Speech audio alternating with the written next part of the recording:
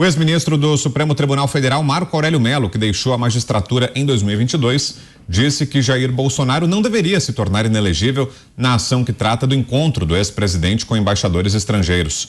Aspas. É pouco, é muito pouco, sob a minha ótica, para chegar a esse ato extremo, que é o ato da inelegibilidade. Ele teve uma reunião com os embaixadores e atuou como presidente da República utilizando o direito de expressão. Fecho aspas. Há 16 ações contra Bolsonaro no Tribunal Superior Eleitoral, incluindo uma que trata do encontro que ele teve com embaixadores estrangeiros em julho do ano passado. Começo com você, Salles. Está correta essa avaliação do ex-ministro? Acho que ele está corretíssimo. Aliás, uma outra frase do Marco Aurélio Mello que foi a autocontenção, a importância de autocontenção de autoridades no exercício do seu poder. Nesse caso especificamente, nessa frase de ato extremo, ela evidencia de um ex-ministro com história, ficou muitos anos no Supremo Tribunal Federal, ela evidencia essa posição de dois pesos e duas medidas contra o presidente Bolsonaro e contra tudo que diz respeito ao governo do presidente Bolsonaro.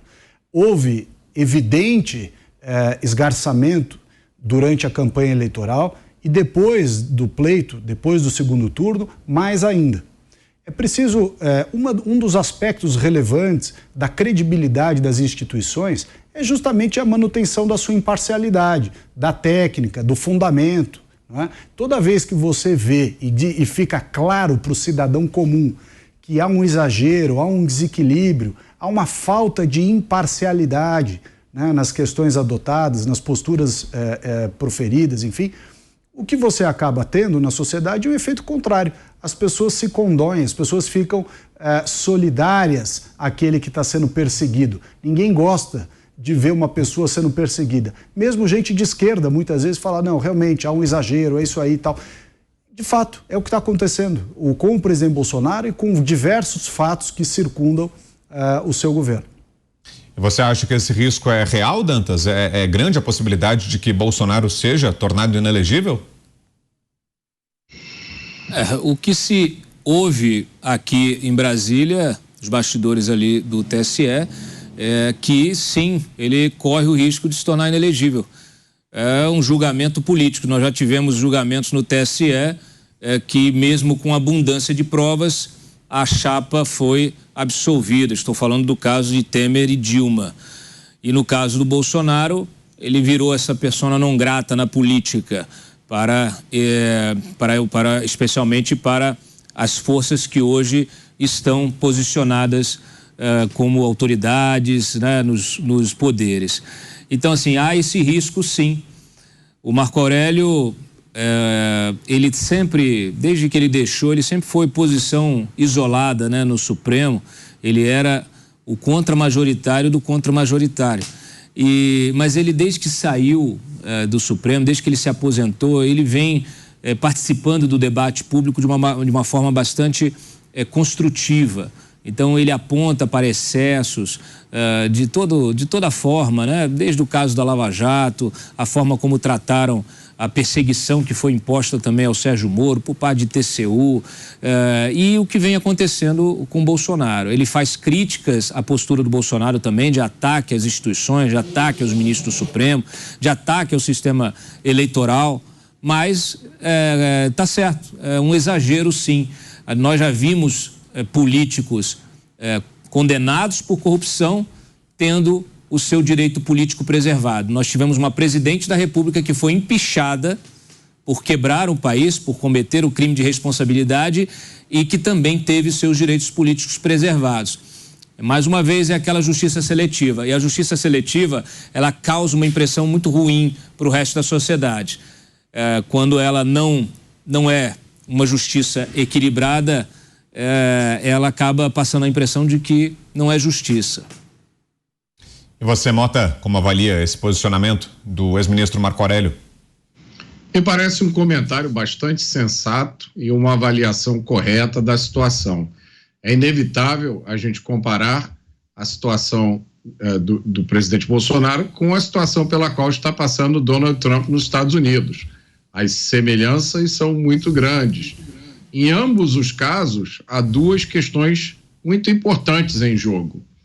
A primeira é que uma contaminação da justiça pela política partidária e ideológica, pode ter consequências graves. É isso que a gente está vendo nos Estados Unidos. Estados Unidos, onde a justiça, o judiciário, especialmente a Suprema Corte, sempre foram regidos pelo que o Salles mencionou, o princípio da autocontenção.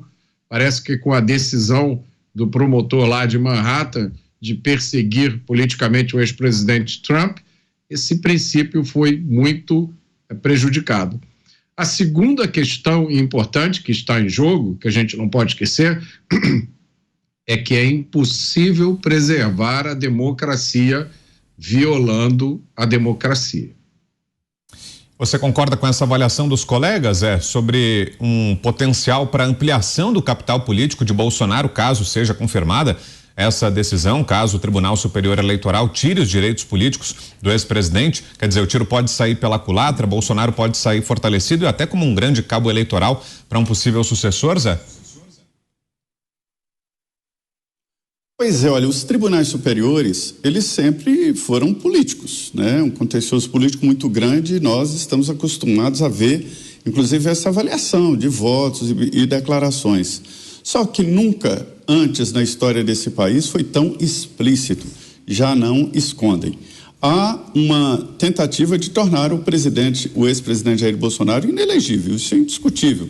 Há conversas por aqui, a gente fala com alguns ministros do TSE, do Supremo, uma tentativa de tornar o ex-presidente inelegível, não só por esta reunião com os embaixadores, que isso é uma brincadeira, é a função do presidente da República se reunir com autoridades internacionais.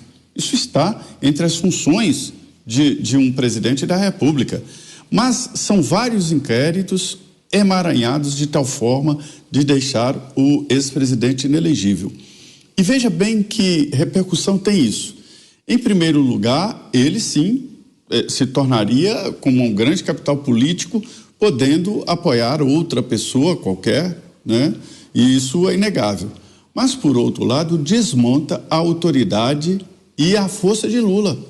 Qual é a força política de Lula? É combater o ex-presidente Jair Bolsonaro. Nada mais.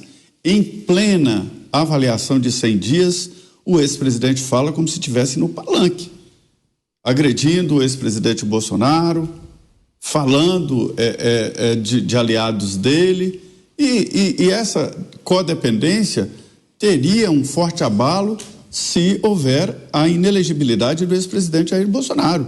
Aí Lula fica solto no ar, tonto como uma biruta de aeroporto, né? Então veja bem que, mais uma vez, os tribunais superiores, os grandes dominadores do Brasil estão agindo para fazer uma nova situação política no país. São fortes, né?